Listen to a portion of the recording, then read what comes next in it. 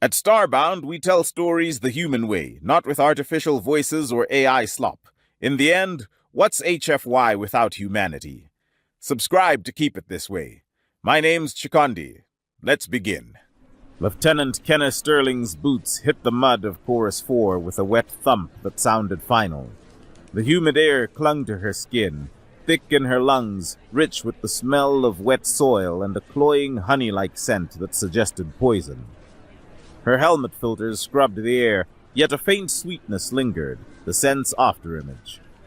Around her, the 36 soldiers of 1st Platoon Razor Company formed a perimeter, their movements economical, their spacing exact, their rifles sweeping the dense jungle.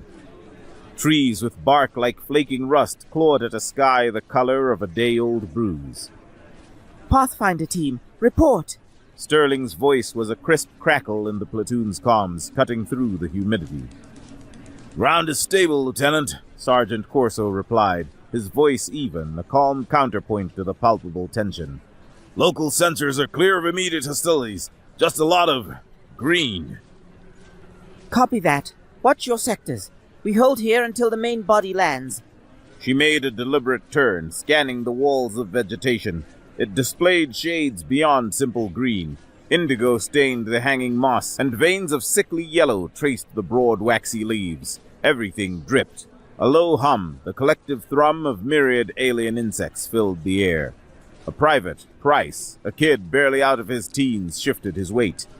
"This goes against every regulation in the book, ma'am. Doctrine 101 is to land the main force in a secured LZ. The commander has his reasons, Price," Sterling said, her tone final. "Our job is to execute the book and make sure our chapter ends well. Eyes on your sectors." Her ops tablet chimed with a low tone, a direct link from the Odyssey in orbit, a single text string from Commander Adrian Falk. "Dig in and make it look sloppy." Sterling frowned. She reread the words, sloppy. She looked at her platoon. Each soldier stood with the rigid economy of motion taught by years of drill, their readiness a palpable thing. Asking them to be sloppy was like asking a master watchmaker to use a hammer. She keyed her comm. "All right. 1st Platoon, you heard the man. We're setting up a defensive perimeter. Corso, take point on the north face. I want trenches, but keep them shallow. Firing steps uneven. Parapets with gaps in the logs and precarious overhangs. Price, you're on fortifications. Use deadfall, but obstruct interlocking fields of fire. Make it look like we panicked and threw up the first things we could find." Static hissed on the comm channel for a full second before Corso replied. "You want it sloppy, ma'am? We'll give you the sloppiest damn mud huts you've ever seen. 1st Platoon, you heard the lieutenant. Let's get to work looking like amateurs." As her soldiers worked, their muscle memory fought the orders. They placed logs with ingrained precision, then deliberately skewed them, creating a parody of a defensive wall. Sterling's jaw tightened. She trusted the commander implicitly. Still, she wished she understood the puzzle he was building. "And we have touchdown! The final contestants in this cycle's Concordance Martial Competency Trial have officially arrived on Chorus 4. Pella's translated voice was a torrent of cheerful, bubbling tones. On countless screens across the galaxy, her avatar, a stable, translucent construct representing her colonial gelloid form, flashed with rapid, controlled pulses of internal light. "The newcomers! The upstarts! The humans!" Her co-commentator, Ordis, was a presence of absolute stillness. His physical form, a massive fungal colony the color of ochre, sat immobile in their orbital broadcast booth. The air around him shimmered faintly as he released modulated pheromonal puffs, which a dedicated AI translated into a flat academic monotone. "They call themselves the Terran Expeditionary Force," Ordis stated, the words appearing as text beneath his silent form. "A small contingent, exactly 10,000 combatants as per the Accords. Their vessel, the Odyssey, has taken its prescribed orbital position. By galactic standards, its energy signature marked it as a cruiser with few auxiliary craft." "Simple is their brand, it seems," Pella chirped, the light pulses within her form quickening. "Look at that equipment! Solid projectiles as primary sidearms! Armor that looks like it was hammered from scrap! It's retro! The main broadcast screen split. On one side, a high-gain feed showed a Kulun warlord, 3 meters of bone and muscle sheathed in a layered, fibrous exoskeleton that grew in whorls, marking his age and battle history. He roared as his shock troops slammed onto the plains of Chorus 4 in a cloud of dust, their weapons already firing into the sky. On the other, the Skitterine Veil materialized from the air, their stealth transports appearing for a fraction of a second before disgorging predators that moved with an unnerving liquid gait into the stone mountain range's shadows. There you see the contestants, viewers! Pella's avatar zoomed in on the Kulun. Warlord Kun of the Kulun Dominion, a veteran of a dozen pacification campaigns. His strategy is as direct as a meteor strike, and twice as effective. Overwhelming force is the only language the Kulun speak. The view switched to the Skitterine. And the Skitterine Veil's enigmatic Weaver Salar. Her forces are ghosts, whispers in the dark. They will dismantle their opponents piece by piece before they realize they are in a fight. The screen returned to the human landing zone in the jungle. The view, provided by a hovering Concordance observation drone, showed soldiers digging shallow trenches and piling up logs in a haphazard manner. Pella giggled, a sound like popping bubbles. And then there are the humans. It appears their primary strategy is building a fort? Oh, this is just precious. Look at that. The walls are facing the wrong way. An interesting choice. Ordis's text appeared. Their fortifications defy standard military doctrine. It is wasteful of effort and material for the protection offered. It's hilarious, Pella corrected. They're going to be a morning snack for a real contender. Perhaps. Ordis noted, a new line of text scrolling at a deliberate pace. My analysis of their transponder signal is, however, incomplete. Per the broadcast rules, all frontline maneuver elements must maintain a public transponder signal. Yet the humans, certified for 10,000, are broadcasting only 8,000. Pella waved a shimmering tendril dismissively. Probably a malfunction. Or maybe 2,000 of them went astray on the way down. Honestly, Ordis, you overthink things. This is going to be a glorious two-sided bloodbath. The humans are just the appetizer. Ordis ceased his analysis, but the air around his fungal form pulsed with a complex scent the broadcast AI tagged as uncertainty. A log rolled from their makeshift wall and crushed a stack of supply crates on his command throne's main screen. The human soldiers scrambled in the mud below, their efforts pathetic.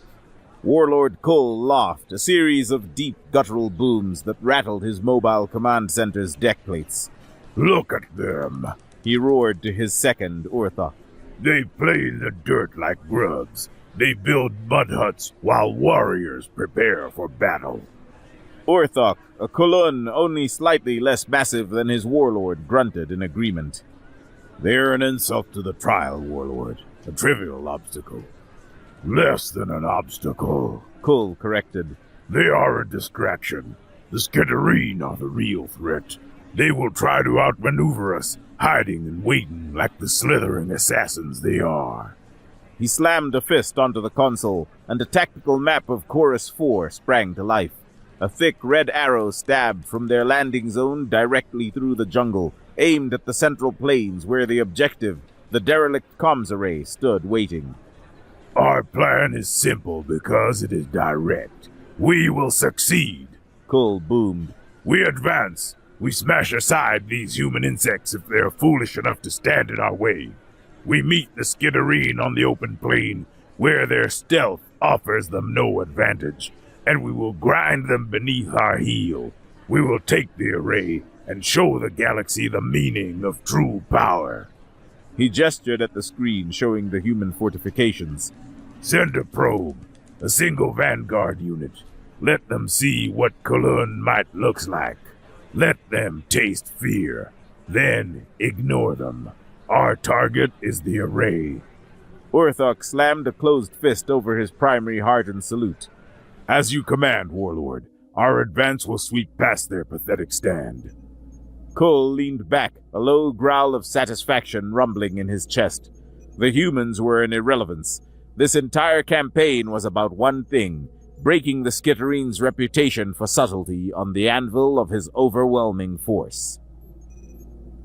Weaver Salar observed. From her command web, woven into the canopy of an immense Chorus 4 tree, she monitored a dozen different data streams. Her long, undulating body, scaled in an intricate pattern of bark and lichen, remained still. Her perception came from 1,000 sensitive filaments fanning out from her body, tasting air currents and feeling vibrations in the soil. Her structural camouflage dissolved her silhouette.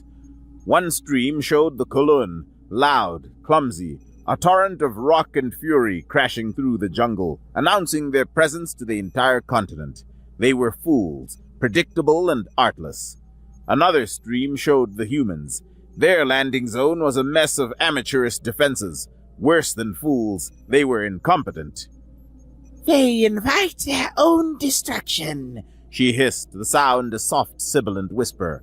Her second, a hunter named Sarix, materialized from the shadows beside her, her own scales patterned for the jungle floor. Both of them, Weaver? Sarix asked. Both, Salar confirmed. The Kulun believe power is volume. The humans, their strategy is opaque. It is inconsequential. They will exhaust each other. A minor alert chimed, a soft musical note in the command web. Report, Salar whispered. Deep-range scout, Weaver, Sarix relayed. We continue to detect faint, unstable energy signatures near the Meander Flow River, Sector Gamma 9.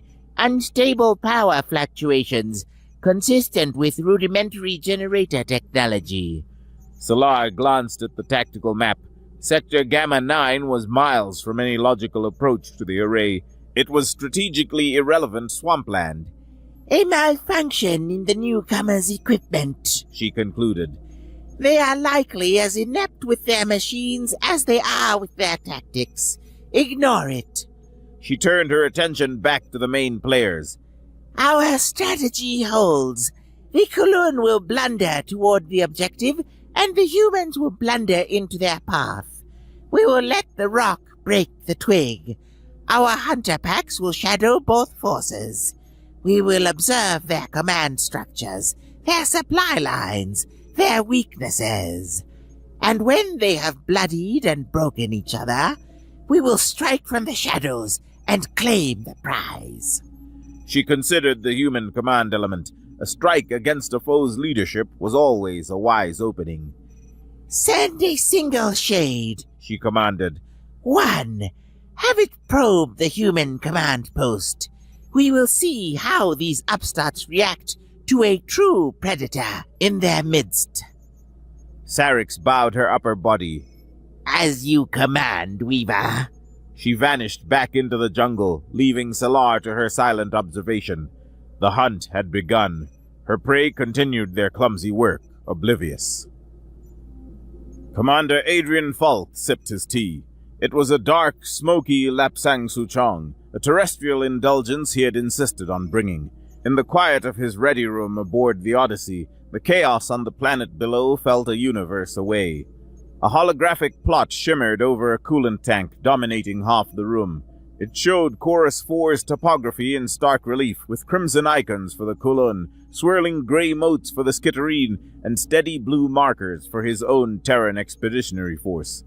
The room's other half displayed an animated map of a battle that had taken place over 2 millennia ago on a planet none of these galactic powers had ever heard of. The Battle of Trebia, a Carthaginian general named Hannibal luring a cold, hungry, and overconfident Roman army across a freezing river into a prepared trap. Falk watched the two maps, the ancient and the immediate, and saw the same patterns. The arrogance, the assumptions, the fundamental, timeless flaws in the thinking of those who equated strength with victory. His XO, Lieutenant Kenna Sterling, appeared on his private comm screen, her brow furrowed, her mouth a thin line. She was broadcasting from the hastily constructed and deliberately flawed command post on the surface. Commander, she began without preamble.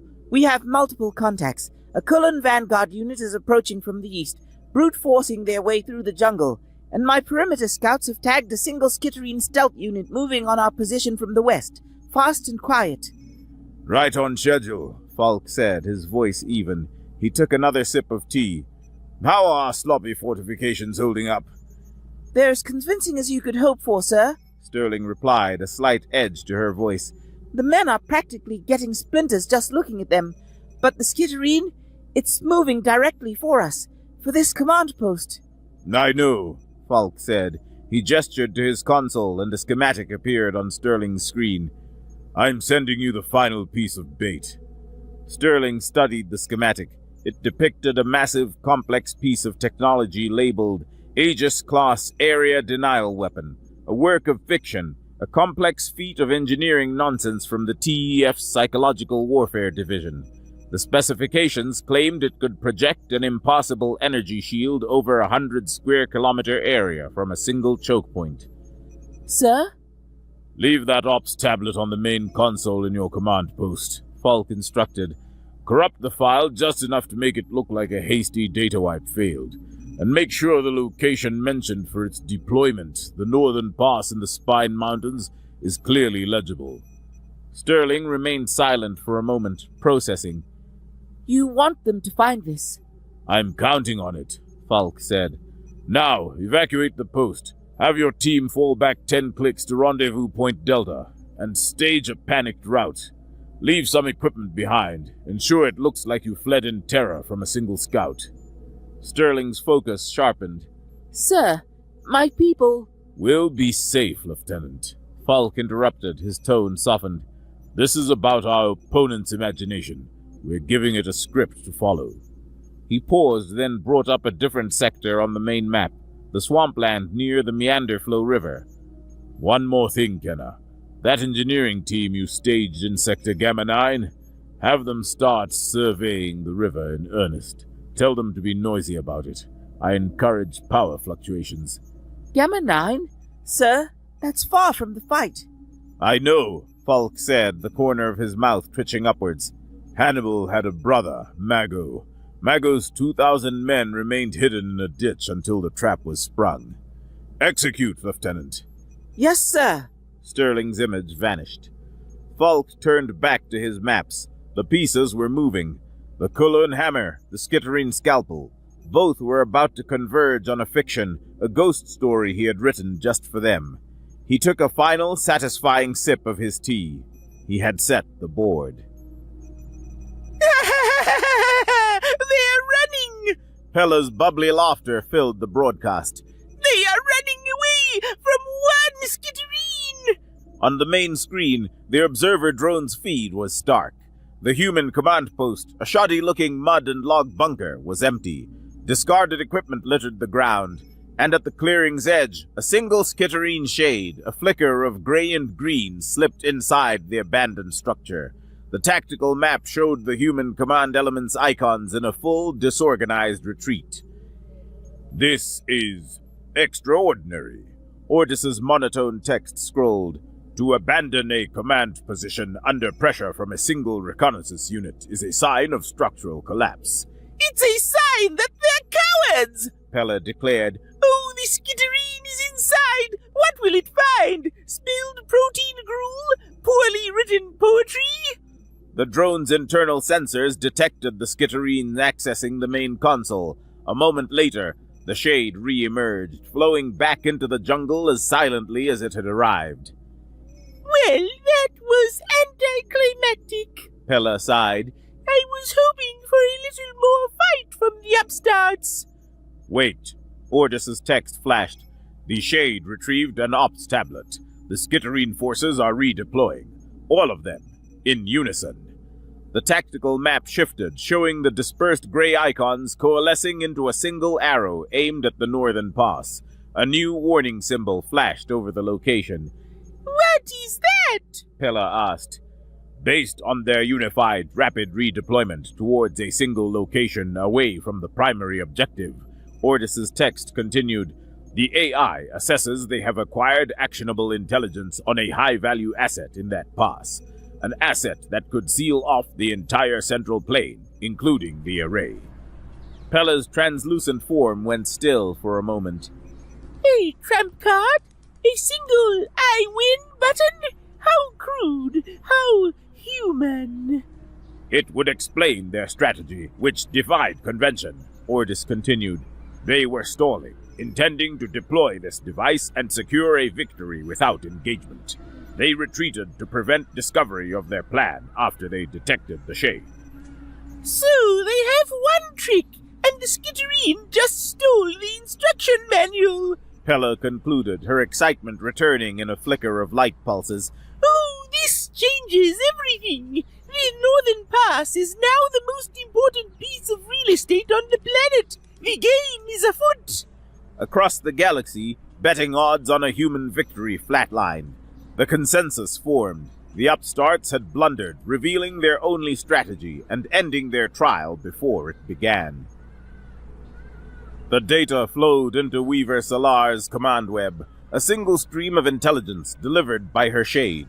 She analyzed the corrupted humans' Aegis weapon schematics. It was crude, brutish, a sledgehammer of a device, but effective. They planned to hide in a box. She hissed to Sarix, a sound that vibrated with contempt. To cower behind a wall of energy rather than face true combat. The coward's weapon, Sarix agreed.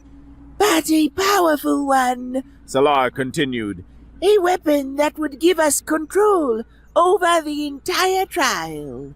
The humans have fumbled. They have dropped their prize at our feet. Her mind processed the possibilities, and a path forward emerged. The Kulun were still lumbering through the jungle, focused on the array. They remained oblivious to this new development. The humans scattered and ran. The objective has changed, Salar declared. The weapon is now the sole objective. Redirect the hunter packs, all of them. They will converge on the northern pass. We will move in silence, secure the perimeter, and take this Aegis for ourselves. The Kulun will arrive to find the board already won. Sarix bowed. And the humans? Let them run, Salar whispered, a thread of predatory amusement in her voice. Their part in this story is over. Warlord Cole slammed his fist on the arm of his throne. What is this? He roared. The tactical map showed a new development. The Skitterine's main body, previously a dispersed gray mist on the map, was coalescing. They were moving with speed and purpose, away from the array, toward the Spine mountain range. Scout reports confirm, Warlord, Orthok reported, his voice tight. The Skitterine are abandoning their stealth positions and converging on the northern pass. Why? Cole bellowed. The array is on the plains. Those mountains hold rock and shadow. His command center's VI chimed in, its synthesized voice flat. Tactical analysis complete. The Skitterine's maneuver has strategic logic only if it targets a high-value asset located in or near the northern pass. An asset capable of controlling the central plains would fit this profile. Probability high. Cole stared at the map. The pass was a natural choke point, a weapon deployed there. It could lock down the entire objective. The humans' strange behavior, their retreat, the pieces connected in his mind. It was a feint, he growled. The humans were a diversion. The Skitterine saw through it. They are moving to seize the real prize before we are even in position. He rose from his throne, his exoskeleton plates scraping against the metal. His contempt for the humans vanished, replaced by a surge of white-hot rage directed at the Skitterine. They thought they could outsmart him and steal his victory. I will seize it from them, he roared. All units, full speed, change course for the northern pass. We will meet the Slitherers there and take this weapon from their twitching claws. We will smash them in the mountains and grind them into the dust. The Kulun war machine, a creature of immense inertia, altered its course. The thundering advance aimed at the plane's heart now pivoted, a battering ram aimed directly at the narrow, winding canyon that led to the northern pass. Cole saw the path forward. It was the only logical move. The canyon air was cold and still. Lieutenant Kenneth Sterling lay flat on a rocky ledge, her rifle's scope trained on the canyon floor 500 meters below. Her platoon, reinforced by 2 companies from the main force, had dug into the cliffs flanking the pass. From the canyon floor, they remained hidden. For 2 days, they had waited in silent, motionless positions. They were the Anvil. Status? She whispered into her comm. All teams in position, Lieutenant, came the reply from Corso, positioned on the opposite cliff. We've set the seismic charges. Heavy plasma emplacements are cloaked and ready. The board is clear. Sterling adjusted her scope, scanning the canyon's mouth. Rock and the stunted, hardy trees that grew in the high altitudes were all that met her gaze. A coiled tension settled in her muscles, the familiar weight of anticipation before a battle. But this felt different.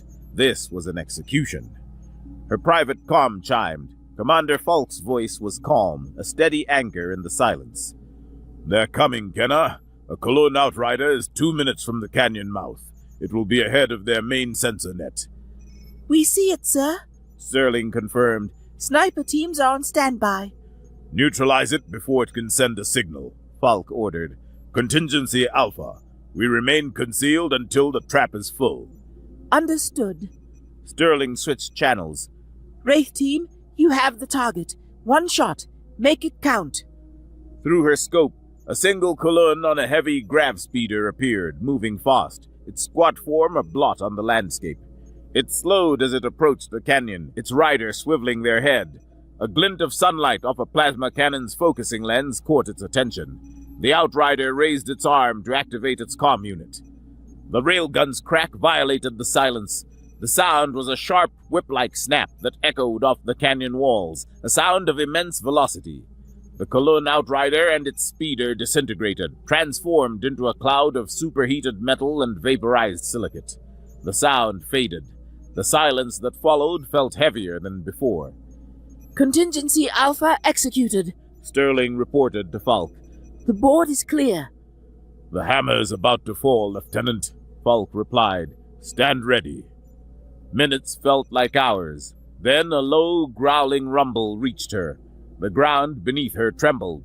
The Cologne army's vanguard appeared at the canyon mouth. A wave of armored bodies and heavy vehicles poured into the narrow pass with reckless, arrogant speed. They packed themselves in, bumper to bumper, shoulder to shoulder, a solid mass of military might flowing into the choke point. Sterling froze, waiting for the signal. The canyon was filling up. Her helmet's telemetry feed showed the Cologne column's rear, miles long, still pushing forward. Then the rumble changed. A new sound joined it, a series of deep, rhythmic thumps from miles away. What is that? Price asked on the comm. That, Sterling said, a humorless smile touching her lips, is the hammer. Falk's hidden artillery batteries, positioned 15 kilometers away and off the public transponder network, had opened fire. They fired massive concussive shells that impacted at the rear of the Cologne column. The explosions created panic and confusion, a wave of pressure that drove the Cologne forward, pushing them deeper and faster into the canyon, packing them in even tighter. They're all in, Commander, Sterling reported, her pulse hammering in her ears. Close the box, Lieutenant. Falk's voice was ice. And give them hell. Sterling took a deep breath. All units, execute. She depressed the detonator. The seismic charges at the canyon's entrance and exit exploded in a thunderous roar. Rock and earth heaved upwards. The cliff sides collapsed, sealing both ends of the pass under 100,000 tons of shattered rock. Falk's trap snared the Cologne army. For a heartbeat, the Cologne column halted, a wave of confusion rippling through it. The ringing in Sterling's ear was the only sound. Fire, she commanded. The cliffs erupted. Heavy plasma cannons, mortars, and railguns opened up. Green lances of energy and incandescent globes of plasma rained down on the packed-in Cologne forces. Trapped and exposed, a planned execution in a box of Falk's own design.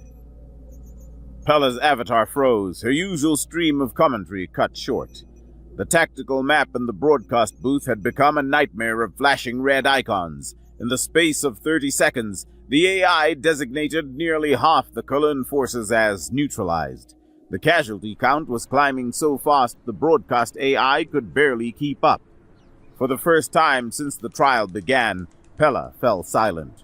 Her translucent avatar went opaque, its internal light extinguished. Ordis's fungal form was, as always, immobile, but the pheromones he emitted had shifted dramatically. The AI struggled to translate it, settling on a single flashing line of text. Data inconsistent. Re-evaluating. He ran the playback. The human retreat. The corrupted ops tablet. The skitterine moving on the pass. The Cullen charging in after them. The artillery driving them forward. The canyon collapsing. The pieces clicked into place. The broadcast AI highlighted the human plan's steps. It was a lure, Ordis's translated monotone stated, the words appearing at a deliberate pace on the screen. The ops tablet was bait. The human retreat was an invitation. He brought up the skitterine and the Cullen positions. They targeted both opponents simultaneously. The skitterine served as bait for the true target. Pella found her voice, a weak, bubbly whisper. The Cullen, they marched right into it. They marched right into the kill zone. A kill zone prepared days in advance, Ordis corrected.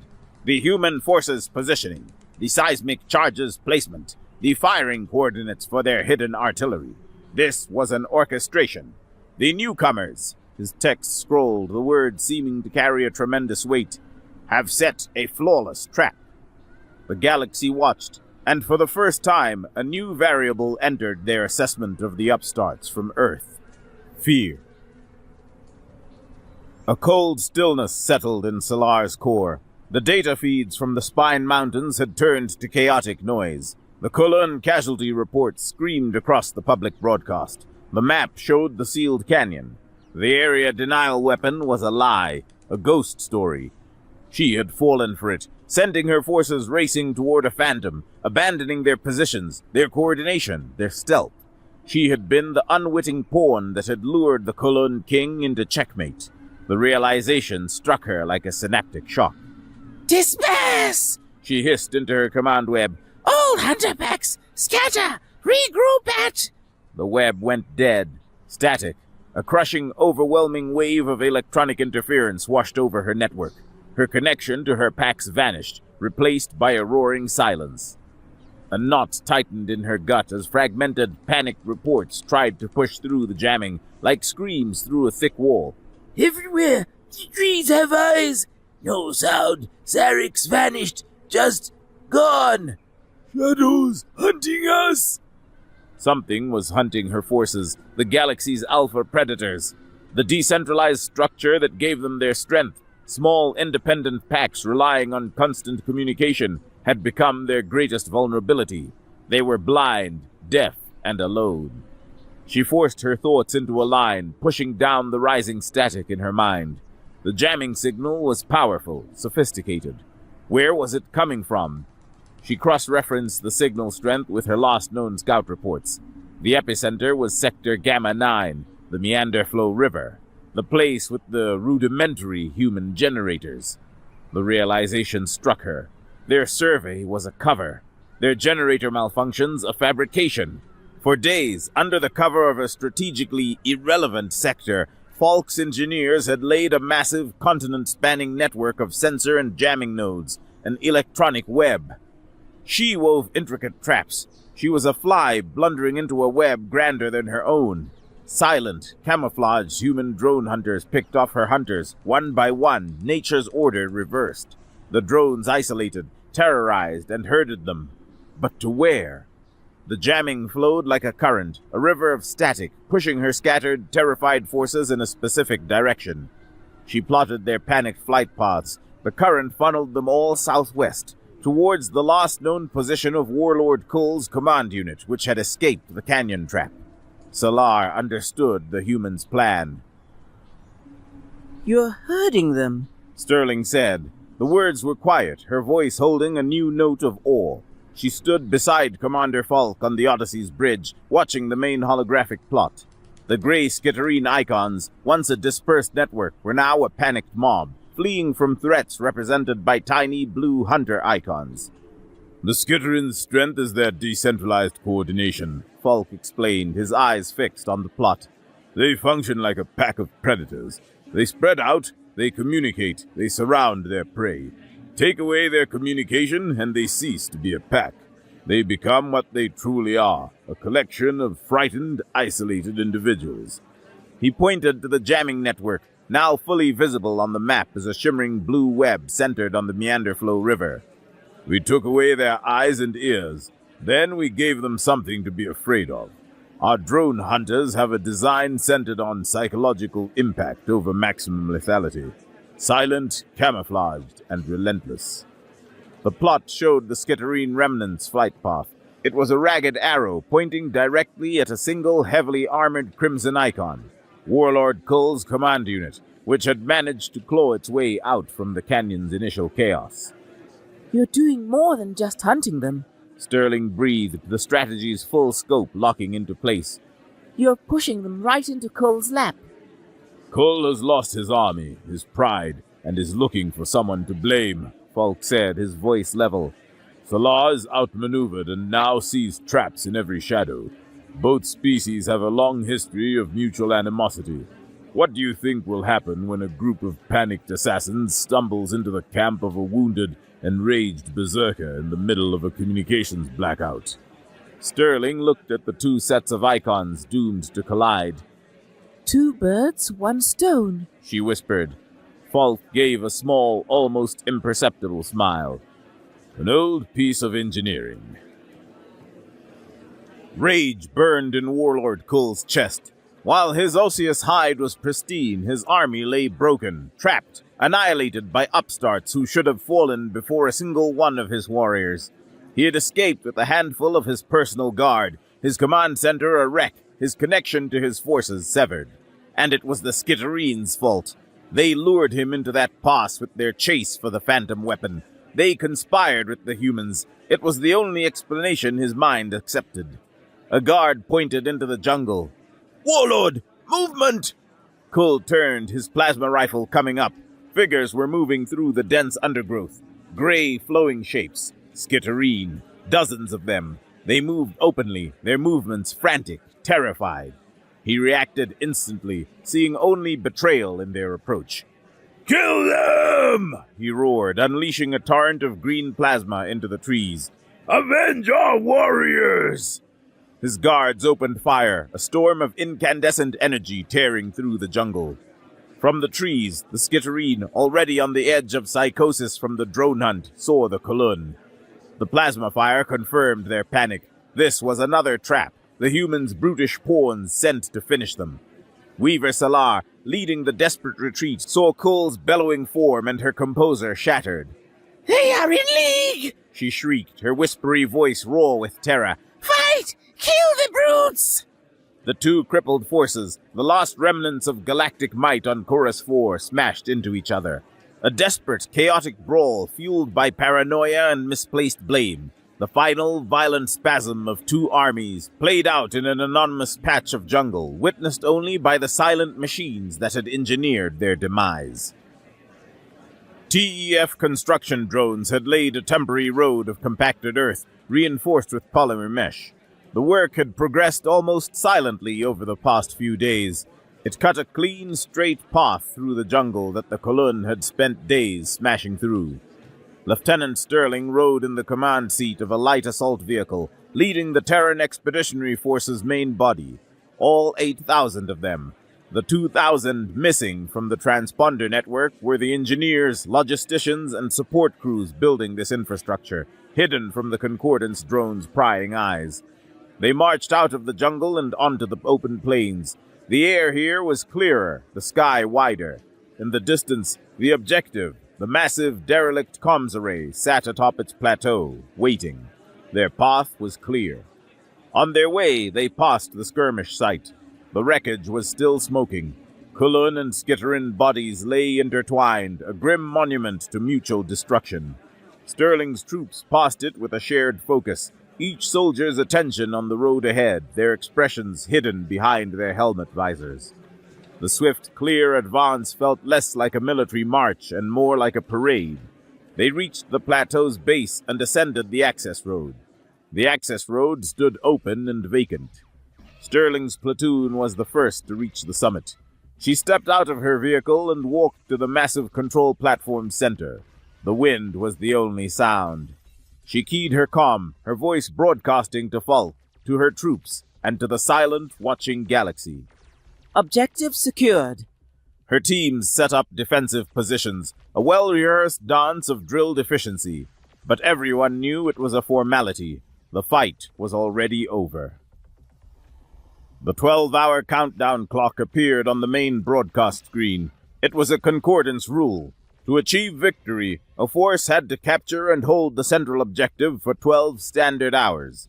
The clock ticked down, each second ticking down before a silent, watching galaxy.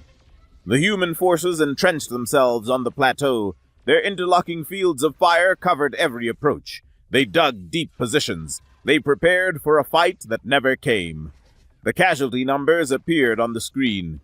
Kulun Dominion, combat ineffective.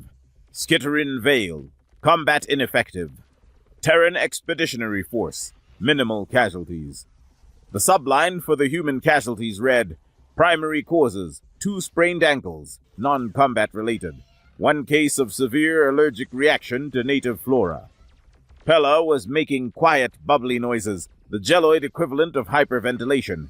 Her avatar was a dim, opaque shape, trembling slightly. The broadcast drones focused on the human soldiers on the plateau. The galaxy watched them, expecting something. A victory roar, triumphant speech. Instead, one group of soldiers cleaned their rifles. Another group was playing cards, a small, intricate game involving printed pieces of paperboard.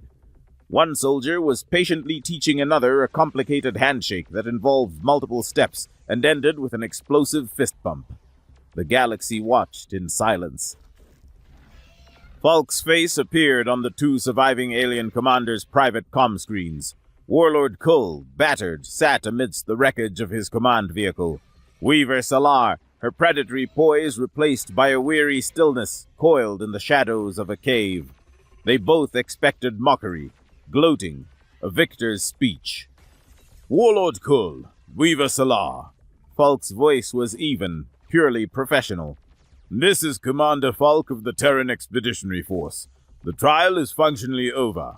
I am offering you terms. Kull grunted, expecting the worst. I will grant you and your surviving forces safe passage, Falk continued. You may keep your personal sidearms as a sign of respect for your warrior traditions. My medical teams are prepared to offer assistance to your wounded. We will provide you with sustenance and shelter until the Concordance mediators arrive to transport you off-world. He paused. You fought according to your doctrines. Salar uncoiled slightly, a slow, uncomprehending motion. His tone was that of an officer addressing another. Kull was silent for a long moment. The fire in his chest had burned out, leaving only a hollow ache. Falk had outthought, outmaneuvered, and utterly dismantled him. And now the architect of his demise was offering him dignity. We accept your terms, Kull grunted, the words heavy in his throat. Salar, her voice a soft, breathy whisper, stripped of its former arrogance, added, We accept. In the orbital broadcast booth, Pella's avatar flashed a brilliant, incredulous white. Ordis's pheromonal output shifted to a new, complex scent. After a moment, the AI offered a one-word translation. Respect. AI. Ordis's translated voice was quiet, almost trembling. Run a full strategic analysis of the Terran campaign. Correlate all known data points from their first landing to the present moment. Overlay Commander Falk's probable command intentions based on the final outcome. Display it on the main screen. Acknowledged, the broadcast AI replied, cool and synthetic. The main screen shifted, displaying a god's eye view of the entire continent of Chorus 4. The last 3 days replayed in fast forward, but this time it was different. New data overlays appeared, revealing the campaign's hidden truth. The replay revealed the sloppy human fortifications for what they were, subtle pieces of terrain channeling, designed to guide the Kulin advance towards the exact path Falk wanted them to take. The pointless survey mission in Sector Gamma 9 lit up, revealing the slow, deliberate construction of the continent-spanning jamming and sensor network, a silent web laid while everyone was watching the main stage. The replay showed the panicked retreat from the command post, but with an overlay showing its timing coincided with the Skitterine assassins' arrival. The hidden artillery batteries appeared on the map, their firing solutions pre-calculated for days, aimed at the Kulin column's rear, not its front, turning them from an army into a stampede. The tiny blue hunter drone icons moved with purpose, herding the Skitterine with a shepherd's care rather than simply killing them, pushing them towards the final inevitable collision with the remnants of Kull's forces. It was one single, continuous, continent-spanning maneuver, a symphony of deception, logistics, and psychological warfare, composed from the first second and executed according to a strict timeline. The playback finished. The AI displayed its final analysis in stark, simple text. Analysis complete. Terran strategy displays a mastery of psychological, logistical, and doctrine-exploitative warfare that exceeds any precedent in Concordance records. The entire campaign was a single, interlocking feint designed to force the two opposing forces into mutual annihilation. A new line appeared, and this one made 1,000 military commanders across the galaxy feel a chill crawl up their spines. Probability of Terran victory, calculated retroactively from hour 1. Inevitable, given opponent responses. Standard Concordance strategic models cannot replicate this outcome. The Terran approach represents a strategic paradigm new to this system. Pella opened her mouth to speak. A stream of silent bubbles escaped her vocalizer. Her gelatinous form had turned a pale, awestruck gray. Her usual stream of witty remarks and excited exclamations had ceased.